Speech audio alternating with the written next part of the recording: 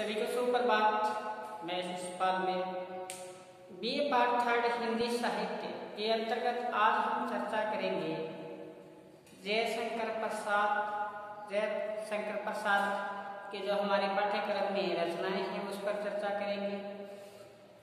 सबसे पहले जयशंकर प्रसाद का जीवन परिचय, उनकी रचनाएं, उनके बारे में जानेंगे, क्योंकि हमारे जो प्रश्न पत्र है उसमें 2 अंक का प्रश्न पूछा जाता है। उसमें जीवन परिचय से उनकी रचनाओं के बारे में कुछ पूछ लिया जाता है। तो आज हम सबसे पहले जयशंकर प्रसाद के जन्म के बारे में जाने। तो जयशंकर प्रसाद का जन्म 1889 में हुआ था और इनका जीवन काल रहा 1937 तक इनका जीवन काल रहा जयशंकर प्रसाद। तो बताया कि छायावादी काव्य के सबसे महत्वपूर्ण स्तंभ, छायावादी काव्य धारा की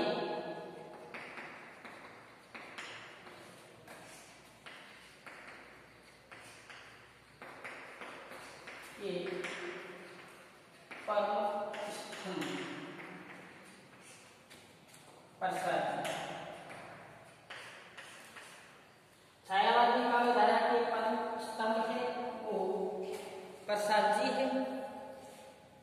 इसी प्रकार से आगे देखो कि उन्होंने, उनका जन्म 1889 ईस्वी में हुआ था। व्यक्तिगत एवं पारिवारिक कठिनाइयों के कारण प्रसाद जी का व्यक्तित्व जो था वो अंतर्मुखी था। संस्कृत, अंग्रेजी, हिंदी, देखना संस्कृत, अंग्रेजी, हिंदी, संस्कृत, हिंदी, अंग्रेजी, उर्दू साहित्य एवं उर्दू साहित्य,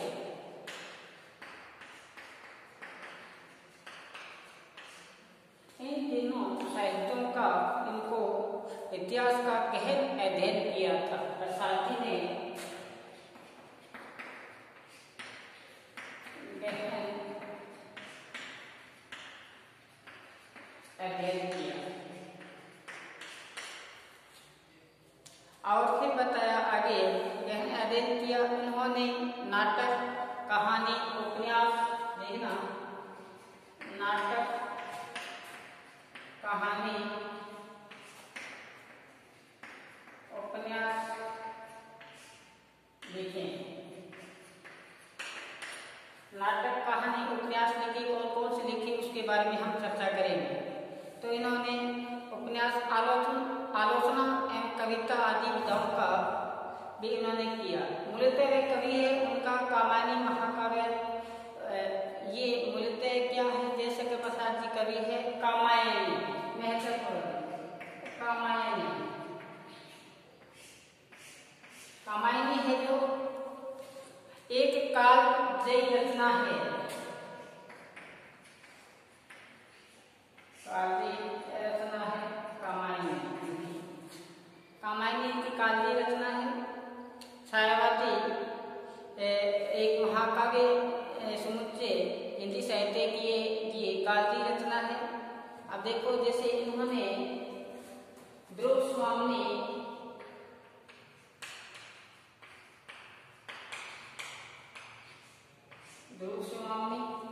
ये नाटक लिखे इन्होंने। ध्रुव स्वामी, शकंदगुप्त, चंद्रगुप्त,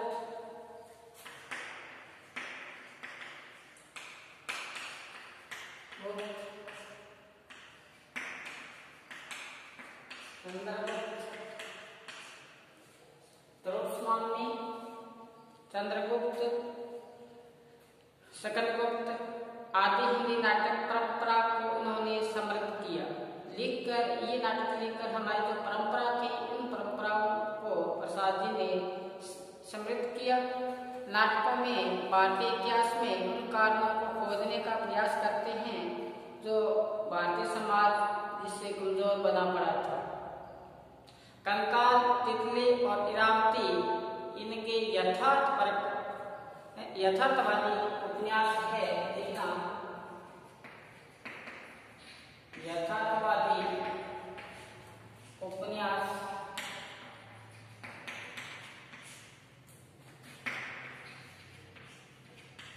तितली इरावती,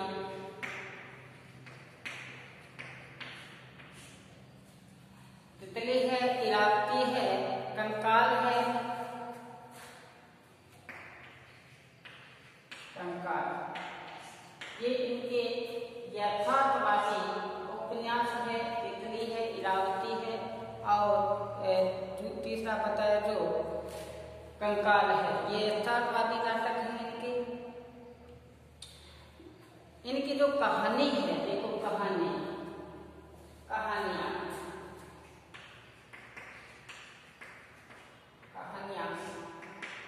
जैसे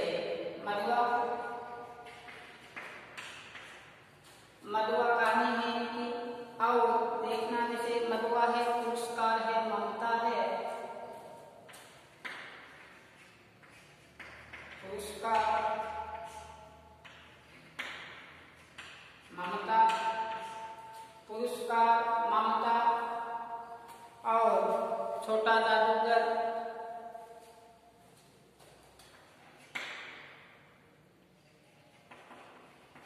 छोटा जादूगर, गुंडा, ये महत्वपूर्ण कहानियां हैं। मधुआ हुई, पुरस्कार हुआ, ममता है, छोटा जादूगर है, गुंडा, ये इनकी कहानियां हैं। और इन्होंने कामायनी, उर्वशी,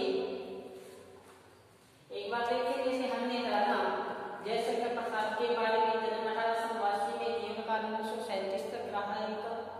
कंकाल काव्यधारा एक छायावादी काव्यधारा के प्रमुख स्तंभ कौन माने जाते हैं? जयशंकर प्रसाद जी माने जाते हैं। संस्कृत, अंग्रेजी, हिंदी, उर्दू साहित्य अंग्रेजी प्रसाद जी ने इनके साहित्य पर गहन अध्ययन किया। नाटक लिखे, कहानियां लिखी, उपन्यास लिखे और सबसे महत्वपूर्ण बात हिंदी साहित्य की नहीं पूरे विश्व की कामायनी है, काव्य रचना है जयशंकर प्रसाद की। फिर हमने जाना यथार्थवादी उपन्यास उन्होंने 3 लिखे, पहला तितली, इरावती, कंकाल, ये इनके नाटक है। नाटक हमने जाना द्रौस्वामी, शकलगुप्त और चंद्रगुप्त। कहानियां 5 मैंने बताई, तो मुख्य रूप से 5 कहानियां इनकी। पुरस्कार है और मधुआ है, ममता है और जैसे छोटा जादूगर, गुंडा, ये इनकी कहानी रही है। देवव्रत, सलीम,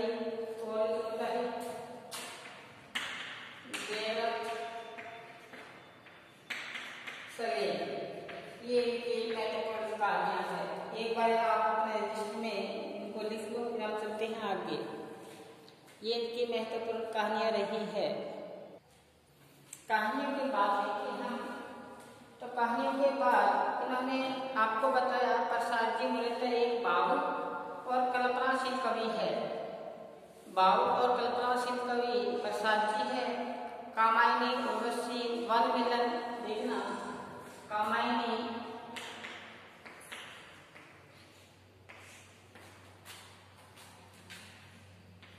उर्वशी, वन मिलन,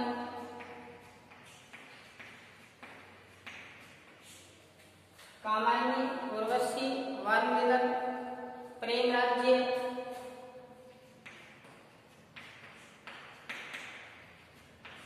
प्रेम राज्य, अयोध्या का उद्धार,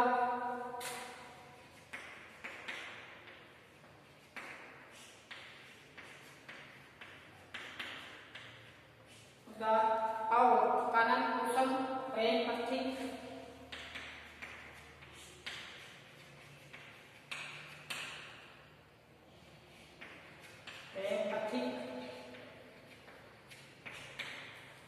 प्रेम पथिक, करुणालय,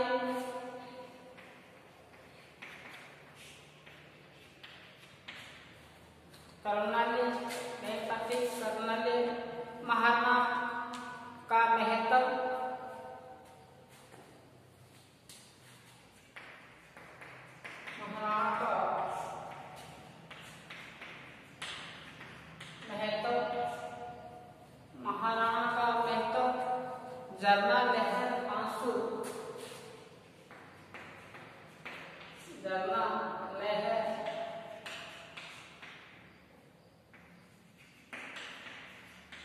आंसू, झरना लहर आंसू प्रसिद्ध काव्य है। इनकी क्या है, ये सभी प्रसिद्ध काव्य है।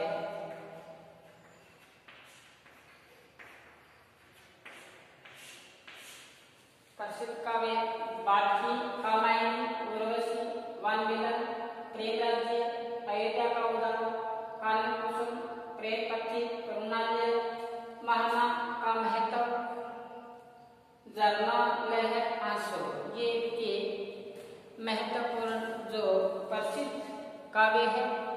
कामायनी उनका कालजी कृति है, जो मैंने पहले बताया। जीवन में बुद्धिवाद के स्थान पर, प्रसाद जी जीवन में बुद्धिवाद के स्थान पर हृदय तत्व की प्रतिष्ठा पर बल देते हैं। जीवन में बुद्धि तत्व देखना महत्वपूर्ण बात, बुद्धि तत्व के स्थान पर किसका स्थान देते हैं, हृदय स्थल तत्व या हृदय तत्व की स्थापना करते हैं, स्थापना या बल देते हैं। बुद्धि के स्थान पर, बुद्धिवाद के स्थान पर हृदय तत्व की प्रतिष्ठा पर बल देते हैं। शैव दर्शन आनंदवाद द्वारा आधुनिक जीवन को सुखी बनाने का संदेश देते हैं। देखो कि आनंदवाद के द्वारा आधुनिक जीवन है उसको सुखी बनाने का संदेश देते हैं। भारतीय संस्कृति तथा राष्ट्रीय भावनाओं का उन्होंने प्रतिपादन किया। कामायनी में एक जगह लिखते हैं, औरों को हंसते देखो मनु, औरों को हंसते देखो मनु, हंसो और सुख पाओ, अपने सुख को विस्तृत कर लो, सभी को सुखी बनाओ। देखो कितना अच्छा संदेश दिया है। औरों को हंसते देखो मनु, हंसो और सुख पाओ, अपने सुख को विस्तृत कर लो, सभी को सुखी बनाओ। कभी समय मिले, अवकाश मिले आपको तो जयशंकर प्रसाद द्वारा कृत कामायनी जरूर पढ़ना। ये था इनका जीवन परिचय। हमारे जो पाठ्यक्रम में है उनके बारे में चर्चा करें कि हमारे पाठ्यक्रम में इनकी की रचनाएं हैं, इसके बारे में आज हम चर्चा करें। ये अपने लिस्ट में अंकित जरूर कर लेना। देखो हमारे पाठ्यक्रम में है जयशंकर प्रसाद की रचना है। सबसे पहले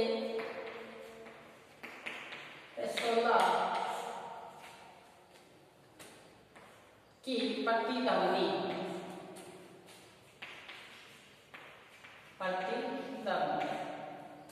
दूसरी है ले चल बुलावा देकर मेरे नाविक, ले चल मुझे बुलावा देकर, ले चल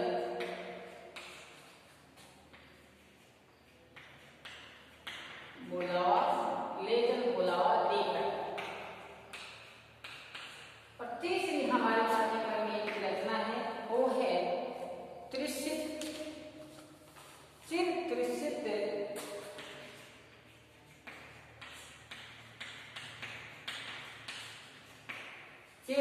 त्रिशित कृत विदुर, कृत विदुर।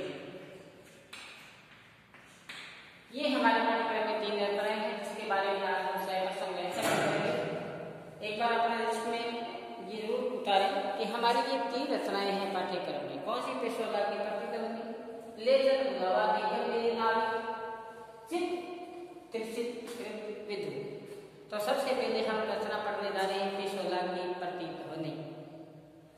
पेशोला की प्रतिध्वनि 2 पंक्तियां लिखने के बाद में हम शुरू कर रहे हैं। आरूढ़ करूं दिन कि आपने देखो, आरूढ़ करूं दिन, आरूढ़ करूं दिन। फिर है वह निर्धूम,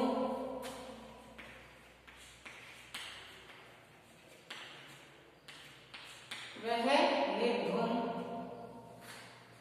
बसम रहित, बसम रहित, फसल रहित जवलत पिंड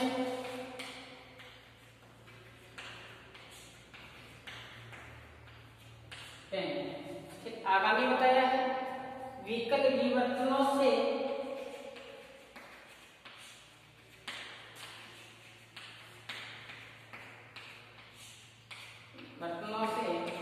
विकल विवर्तनों से विरल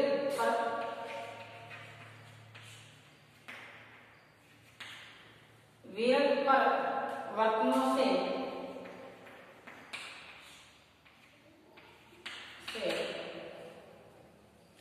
सर्मित नमित सा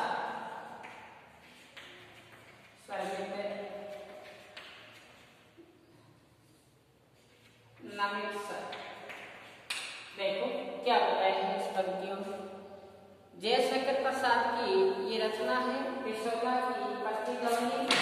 पिछोला की प्रतिध्वनि में प्रसाद जी ने बताया है यहाँ उदयपुर की पिछोला झील है उसके बारे में वर्णन करते हुए महाराणा प्रताप के ओजस्वी जो स्वर है, ओजस्वी जो वाणी है, उनका उल्लेख किया है कि महाराणा प्रताप के समय जो उदयपुर की पिछोला झील है वहाँ पर कैसा वातावरण था और महाराणा प्रताप के जाने के बाद में कैसा वातावरण प्रस्तुत हुआ है उसके बारे में बताया है कि पहले कैसे लोगों में एक देशभक्ति का जज्बा था, एक हमारी जो धमनियां में रक्त प्रवाहित होता था उसमें और रक्त था। और अब उनके जाने के बाद में एक सूर्य बिंब की भांति अस्ताचल की भांति सभी में वो जोश नहीं रहा, उसके बारे में यहाँ बताया है पिछोला प्रतिध्वनि के माध्यम से।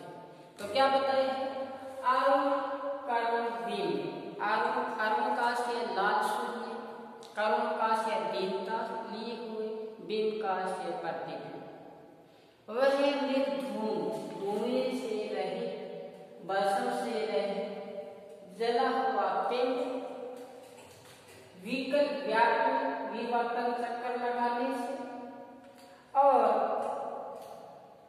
विरल परिवर्तनों से बार बार गति करने से थका हुआ सा झुका हुआ सा ये अब इस पंक्ति में ऊपर लिखित पंक्ति में प्रसाद जी द्वारा बताया गया है पिछोला झील में महाराणा प्रताप की ओजस्वी जो स्वर है गूंज है, अब वो गूंज वहां नहीं रही, वहां पर निराशावादी वातावरण प्रस्तुत हो गया है, निराशा में वातावरण प्रस्तुत है। उसी परिवेश का हमारे सामने यहाँ प्रसाद जी ने चित्रण किया है। क्या कहते हैं सूर्य अस्त, जैसे सूर्य अस्त होता है उसमें वो तेज नहीं रहता जो दोपहर के समय होता है, तो सूर्य का जो लाल बिंब है वो एकदम प्रभावहीन हो जाता है। उसी प्रकार पिछोला झील है वहाँ के जो प्राणी हैं उनका इस प्रकार से मनोबल है। तो कहते हैं सूर्य अस्त के बाद लाल जो बिंब है वो प्रभावहीन दिखाई पड़ता है, ऐसा लग रहा है जैसे कोई ज्वलंत पिंड हो, लाल ज्वलंत क्या हो पिंड हो जिसमें न तो कहीं धुआं है और न ही कहीं बसम। मैंने बताया था ना, न तो उसमें धुआं है न उसमें बसम है, ऐसा लगता है जैसे ज्वलंत क्या हो पिंड हो। यह जो अस्तगामी सूर्य है ये मेवाड़ की तेजस्विता का सूचक था, और क्योंकि महाराणा प्रताप के रहते यहाँ पर ओज तेज सा बिंब, आज ये बिंब है ये धूमिल यानी ठंडा पड़ चुका है। जिस प्रकार से सूर्य चक्कर लगाते लगाते मंद गति से आगे बढ़ता है, इस प्रकार वो थका हुआ सा महसूस करता है, थका हुआ सा महसूस करता है, इस कारण वह झुका हुआ सा भी लग रहा है। तो अरुण करुण यह बिंब बताया महाराणा प्रताप के जो ओजस्वी स्वर है वो अब विद्यमान नहीं है। अब आगे देखो पंक्ति में क्या बताया है, आगे बताया है पश्चिम के व्योम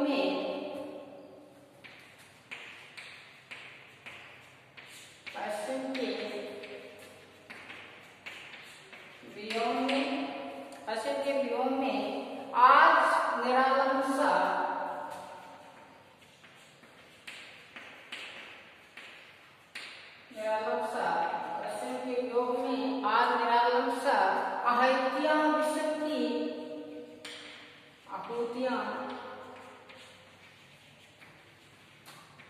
विश्व की लुटाता रहा